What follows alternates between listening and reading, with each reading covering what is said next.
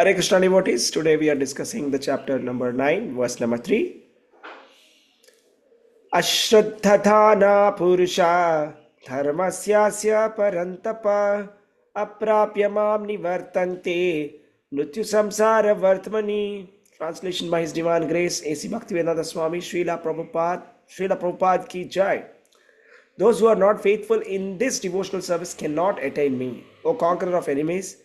Therefore, they return to the path of birth and death in this material world. Anybody can read this verse? Devotees? Hare Krishna Prabhuji. Yes, please go ahead. Bhagavad Gita 9.3 Ashraddhadhanaः Purusha Dharmasyasya Parantapa Aprapyaman Nivartante Mrityu Samsara Vartmani. Translation by His Divine Grace, Srila Prabhupada ki jai. Those who are not faithful in this devotional service cannot attain me, O conqueror of enemies. Therefore they return to the path of birth and death in this material world. Thank you, Prabhuji. Hare Hare Krishna. Krishna. Thank you, Mataji. Anybody else wants to read? Hare Krishna Prabhuji. Yes, please go ahead, Mataji. अश्रद्धाधाना पुरुषा धर्मस्य परन्तपा अप्राप्य मां निवर्तन्ते मृत्युसंसारवर्त्मनि. Translation by Divine Grace, A.C. Bhaktivedanta Swami Prabhupada ki jai. Those who are not faithful in this devotional service cannot attain me, O conqueror of enemies. Therefore, they return to the path of birth and death in this material world. Hare Krishna, thank you, Prabhuji. Hare Krishna, Mataji. Thank you. Ashraddhadhanaha purusha dharmasyasya parantapa aprapya mam nivartante mrityu samsara vartmani. It's a very nice verse which explains about the importance of faith in Krishna consciousness or the role of Shraddha in devotional service. So, this is from the 9th chapter of Bhagavad Gita, where Krishna is explaining the necessity of faith in devotional life, and also he is explaining the consequences of not having faith in this dharma. Dharmasya asya parantapa. So, dharma, people generally understand dharma to be our worldly duties, that is varnashrama dharma. But beyond that, there is a special dharma which is explained by Krishna when Krishna says, Yada yada hi dharmasya glanir bhavati bharata. The dharma he is speaking about is Bhagavata dharma, or the spiritual or the religious life. So, the topmost religious principle is by which we can attain to the loving devotional service of Krishna. It is explained in the Bhagavad Gita that Sarvadharman Parityajya Mamekam Sharanam Vraja. So, when it comes to the worldly duties, it is not as important as that of worshipping Krishna, which is the topmost religious principle. Savai pumsam paro dharmo yato bhakti radhokshaje ahaitukya apratihata yayatma suprasidati. The topmost dharma is that by which we can attain to the loving devotional service of Krishna. And that has been explained in the chapter 9 in detail. Dharmasya asya parantapa. Dharma samsthapanarthaya sambhavami yuge yuge. Krishna appears every yuga to establish the topmost religious principle, that is surrender to God. That is the ultimate religious principle. Now, Krishna has appeared in the Channa Avatara as Sri Chaitanya Mahaprabhu in Kali Yuga. And he established Kalau Sankirtana Yajna. In the Kali Yuga, he has established the Sankirtana Yajna. So that is how he has established the Bhagavata Dharma. So this Kali Yuga is very special. And because Lord himself has appeared in the Channa Avatara and he's explained us how to worship Krishna in the form of Nama Sankirtana. Nama Sankirtanam yasya sarva papa pranashanam. All our sinful activities can be completely eradicated by simply chanting the holy names of Krishna. Now, this verse talks about how important it is to follow this dharma, the dharma which is proposed by Krishna. They are the saintly people, and the Vedas, they talk about one kind of dharma, Veda pranihito dharma. That means in the Vedas, whatever has been explained as dharma, that is Veda pranihito dharma.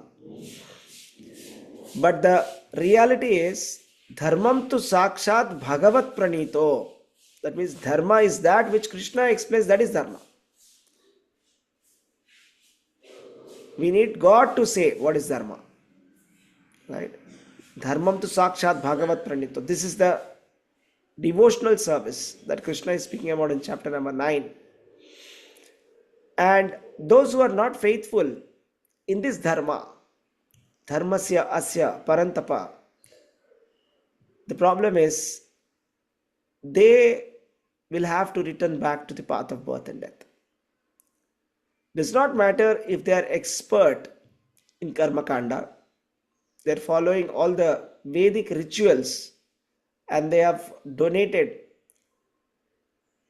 even crores of cows to the Brahmanas, or they may have donated mountains of gold to the Brahmanas or to the needy, or whatever riches, or they may have performed all the fire sacrifices. But if they do not have faith in Krishna, they have to return to the path of birth and death. Does not matter, because their material activities are baffled, their culture of knowledge is baffled, everything is baffled if there is no faith in Krishna. Everything comes back to how much faith do we have in God. Whatever there is a religious ritual given in the Vedas, they are all effective when we do it for the pleasure of Krishna. And if we remove Krishna out of the equation, remove God out of the equation, then it has practically no value. Therefore, it is said here, the faithless cannot accomplish this process. They cannot accomplish, the final goal, Paramdham, to go back to Godhead. Faith is only the faithful person. Shraddhavan labhate jnanam. The faithful person understands jnana, sambandha jnana, the knowledge with respect to Krishna. This knowledge is attained only by the faithful person. A faithless person, he has to return to the world of birth and death. That is the order of the Supreme Personality of Godhead. This is the rule. That's it. As simple as that. So devotional service becomes effective when it is done with faith.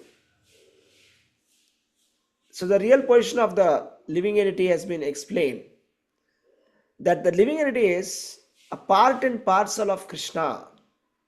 Mamaivamsho jivabhuta jivaloka sanatanaha mana shasthani indriyani prakriti sthani karshati. A living entity is a part and parcel of Krishna eternally.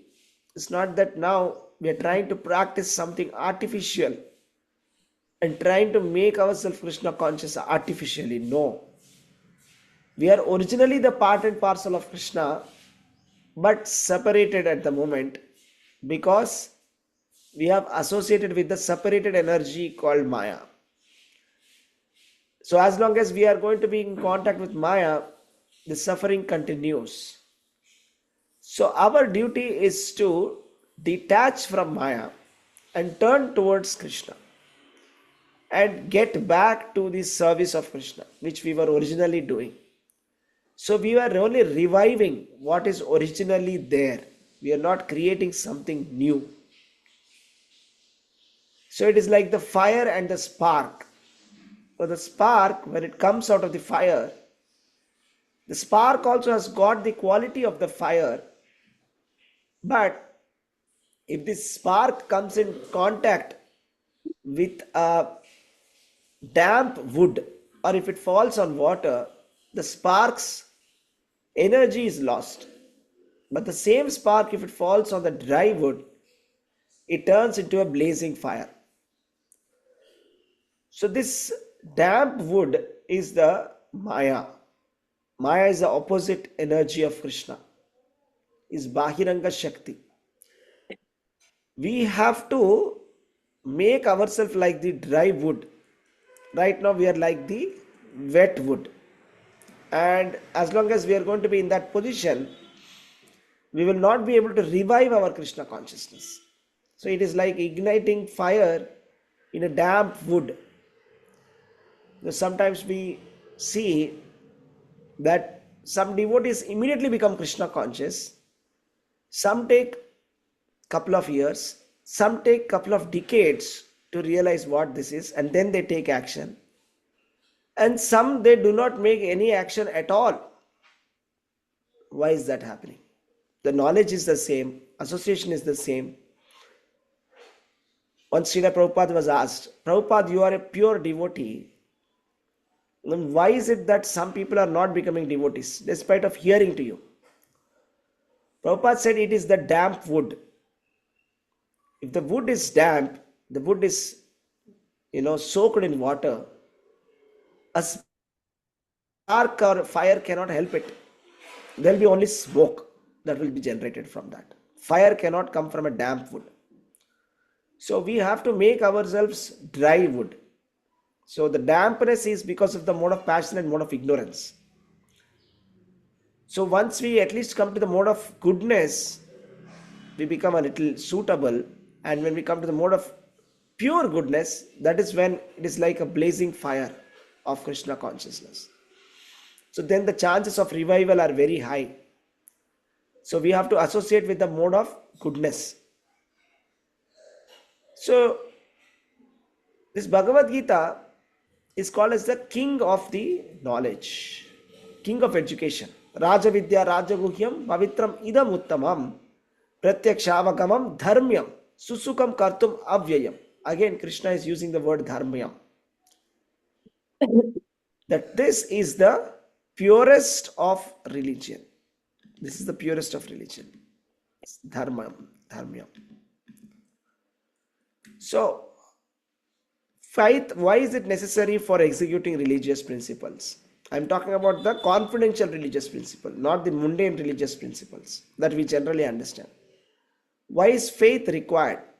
Right? See, even after hearing the evidence of Vedic literature from great personalities, still people have no faith in God. So the thing is, they cannot remain fixed despite of hearing Bhagavad Gita. They may try sometime, they try, for example, they go to Tirupati, they take darshan and then they come, eventually again they give up because there is no conviction. That conviction is not there. This is not the proper process of doing devotional service. The proper process of devotional service is to always remember Krishna. Satatam kirtayanto mam yatantascha dhrudavratah. The correct process is to be always remembering Krishna. It is not that only when we go to Tirupati we will say Govinda. We should be saying Govinda every day, every moment of our life. Krishna is saying to Arjuna, Mam Anusmara Yudhyacha. You remember me and then you do your duty. So that means duty, material activity duty and Krishna consciousness are not complementary. It is not that I take out some time additionally for Krishna. It is that I dedicate my all time for Krishna. That is the expectation of God. That is the expectation of Bhagavad Gita. The 24/7 we are engaged in Krishna consciousness. Doesn't matter whether we are working in an office or whether there is a warrior fighting in the war field like Kurukshetra. Doesn't matter. The point is we should always remain fixed. Dhrudavratah. Without any deviation, without any breaks. There is no break for devotional service. Prabhupada says there is no retirement in devotional service. Generally, at the age of 60, 65, people retire from their profession and they take to retired life. But in Krishna consciousness, there is no retirement. In fact, after retirement, it becomes more important or it becomes more important to spend more time in Krishna consciousness. See, Srila Prabhupada went to USA at the age of 69. At the age of 70, he went to America and he preached for the next so many years, 12 to 14 years, right? Till 1977. From 1965 to 1977, he preached. He traveled around the world for 14 years. So there is no retirement or anything, taking rest in Krishna consciousness.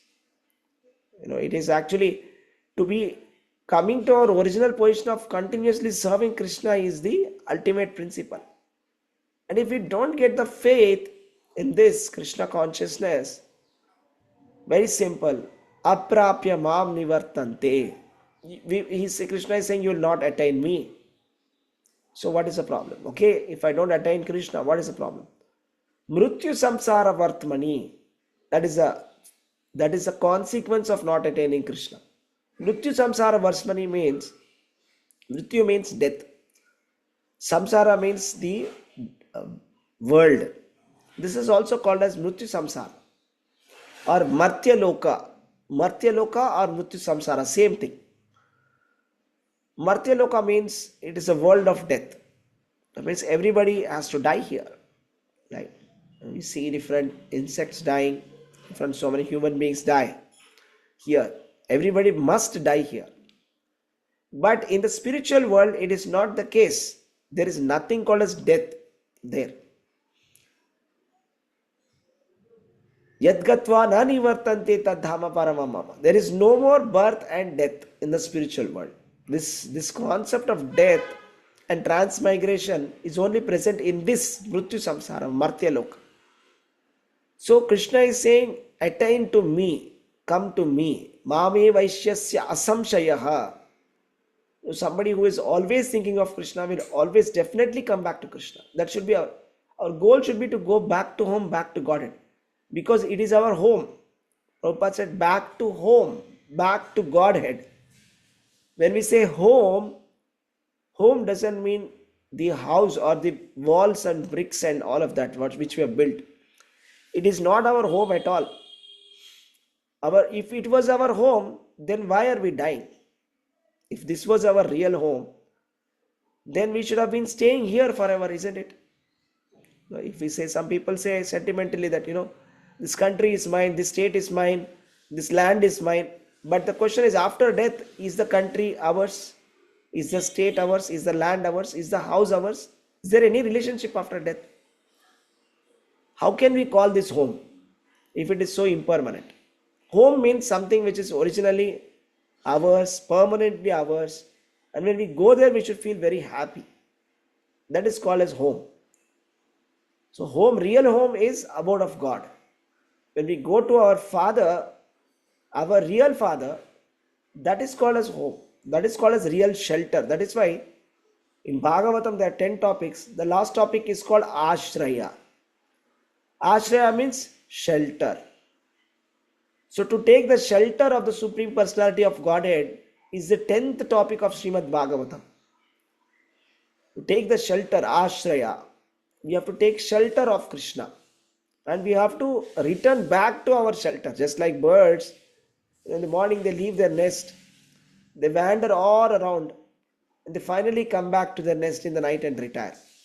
So it's like we have been lost, wandering all over the place, trying to find happiness, but have not found it yet. Still struggling to find happiness. And the so-called happiness that we are finding here in the material world, first of all, to get that happiness, there's a lot of work that has to be done. Right? If I have to enjoy big house construction, I have to work very hard, so many sleepless nights. So that enjoyment is mixed happiness.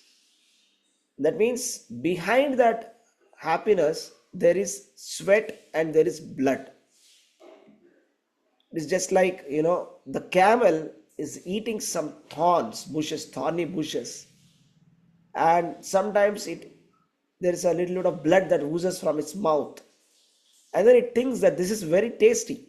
And it eats its own blood with a lot of taste. Similarly, whatever material enjoyment that we are getting after doing a lot of hard work, it is like a camel eating its own blood. That is not real happiness, because we have struggled so much, we have worked so hard, and we have given out of tons and tons of sweat and blood, and all of that has turned into something material, and we are thinking we are enjoying, but we are like the camel who's just eating its own blood and thinking this is very nice. So therefore, that is not real happiness. The real happiness is to serve Krishna. When we go back to home, back to God only, that is real happiness. So very simple method this is, right? We just have to follow the instructions of Krishna, right? The instructions of Krishna are very straightforward. The instructions of Krishna are Manmana bhava madbhakto madhyaji mam namaskuru. Three things.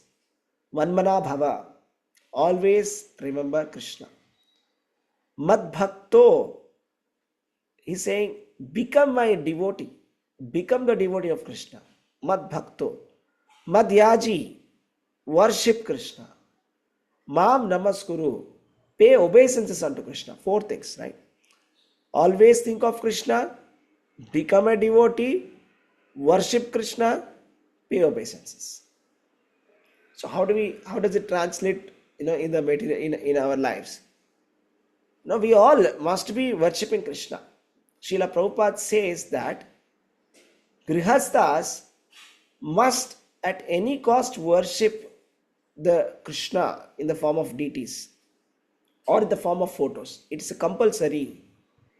If we fail to do that, Prabhupada says there will be a fall down for sure. That means every day it is a ritual. It's not a ritual, it is compulsory to worship Krishna. The easiest way to worship is by having photos, to begin with, or have Gaurnita deities. Guru and Gauranga are very merciful. So even if you are not strictly following the rules, it's okay, rules. If it is Gauranga. But if it is Krishna, there are so many rules that you have to follow. And you have to serve the deity form very carefully. That's what is the meaning of Madhyaji. You have to worship Krishna. So if that is not possible to follow all the rules and regulations, strict rules and regulations of deity worship, we can always have a photo of Krishna. We can have photo of Panchatattva. Gaurnita, Panchatattva photo we can have, and Guru, Prabhupada and Parampara, at least. And then worship, like Madhyaji, Mam Namaskuru. We have to pay obeisances to Krishna. So paying obeisances to Krishna is physically bending and putting complete Dandavat Pranam. So the Goswamis of Vrindavana, they used to have a fixed routine. They used to pay obeisances to Krishna 1,000 times, and they used to pay obeisances to the devotees 5,000 times per day. And how many times should we be doing that?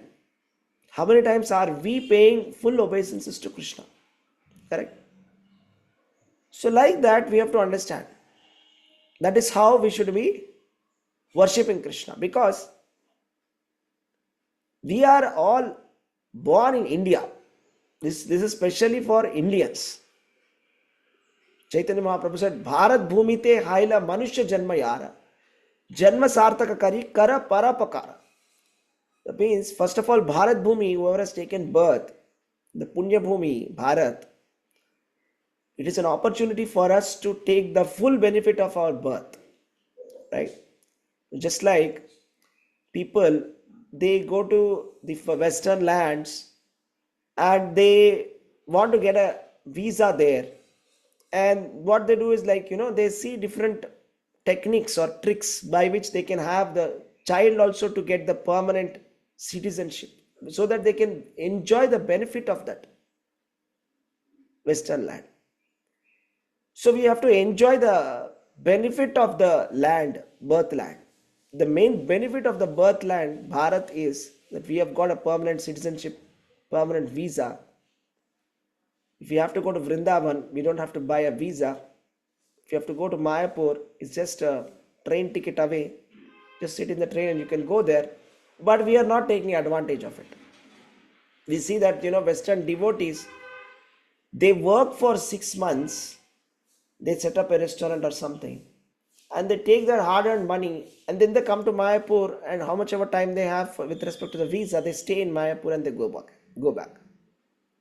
That is called Shraddha. That is called faith. But where is that faith for us?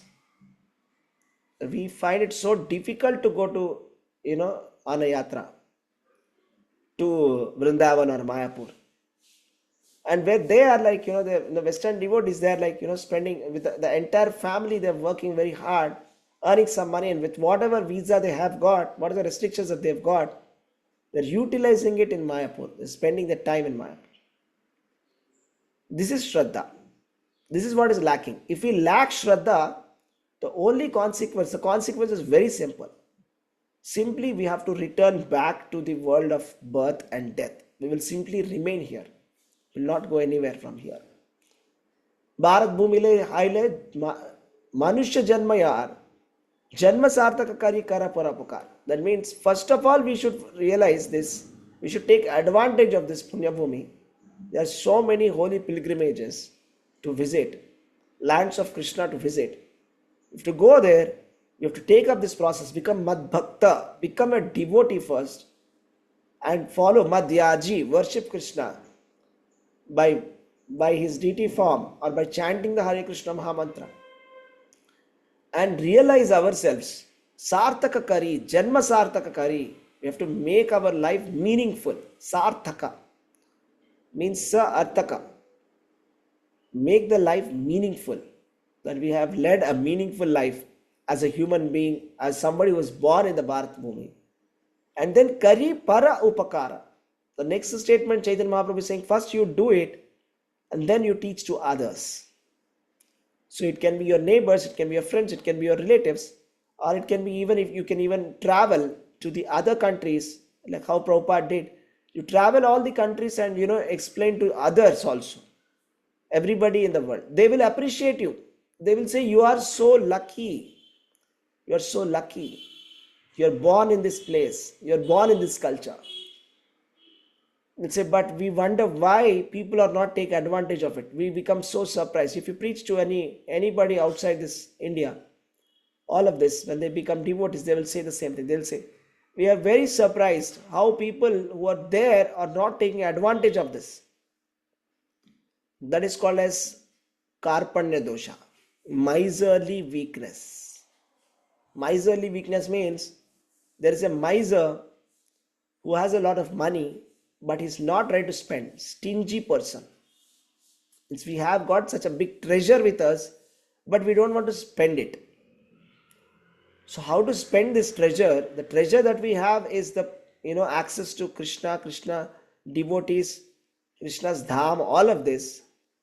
But if we don't spend that money, if we just keep it like that in the account, that is called as a miser, Karpanya dosha. It's miserly weakness.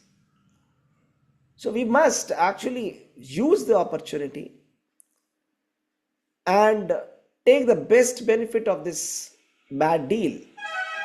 So this human form of life is a bad deal because we have to die one day. But the best opportunity, and Kali Yuga is bad because there's no dharma here, there's no religious principle, everywhere there is cheating here. But even though there's a bad deal, we've got a body, we're born in Kali Yuga, make the best use of it. The best use of Kali Yuga is to chant the names of Krishna. The best use of being born as a human being is to become a devotee of Krishna. That is the highest profit that we would have attained. That is why Srila Prabhupada says, give this life to Krishna. You just give this one life to Krishna and see what happens. So that's what he says. Just give one life, this life to Krishna. Does giving life to Krishna doesn't mean we have to end our life. That's not what Krishna is saying or Prabhupada is saying. What Prabhupada is saying, end the material life, end the materialistic mindset first, and become a devotee and start devotional service seriously, as explained by the Prabhupada, as explained by the spiritual master. We have to take to the process properly without any miserly weakness. If we have to have that faith in Guru and Krishna, and that will take us back to home back to Godhead.